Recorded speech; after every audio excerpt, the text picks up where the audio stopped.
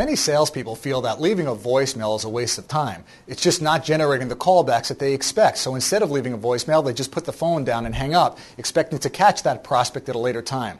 However, maybe it's really the voicemail itself that's not working. For example, if I gave you a spoon and said to go out and dig a 10-foot hole, would you learn the lesson? Well, gee, I guess I can't dig holes very well. Or maybe it's more about the tools and resources that would help me do this a lot more effectively. So here's several things that you can do right now to boost the impact of your voicemails that's going to generate more return calls for you. Number one, make sure your voicemails don't exceed 30 to 45 seconds max. The reason why is, number one, it's going to prevent you from rambling on.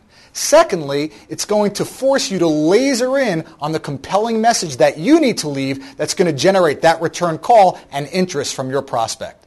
Number two, each message you leave must give them a compelling reason to return your call. After all, when you're making a cold call and you actually get a live person on the other end, it's hard enough to enroll them to listen to what you have to say. Now you want to leave a message, have that person go to their voicemail, retrieve that voicemail, write your number down, and take their time out of their busy day to return your call.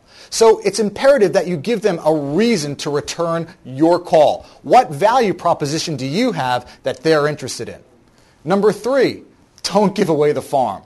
After all, if you give them all the information that you're going to tell them when you finally connect with them, then what's going to be their reason to return your call in the first place? Number four, create 5 unique voicemail messages. Now this accomplishes a few things. I believe in taking the shotgun approach rather than the rifle approach when leaving voicemails. And here's why. At this point, you don't really know what that prospect's hot button is.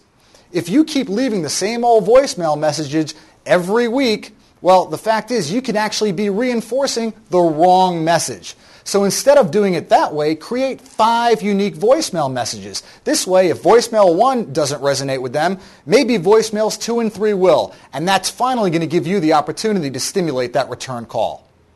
And finally, make sure you practice every voicemail a minimum of 25 times. Now, not just reading it, I'm saying out loud. Hear yourself say it. Actually practice maybe with a friend or a coworker, leaving some messages that they could then critique you on. This will give you an opportunity that when you're finally leaving a voicemail message, it's not going to come across as canned or scripted, but more of a natural conversation.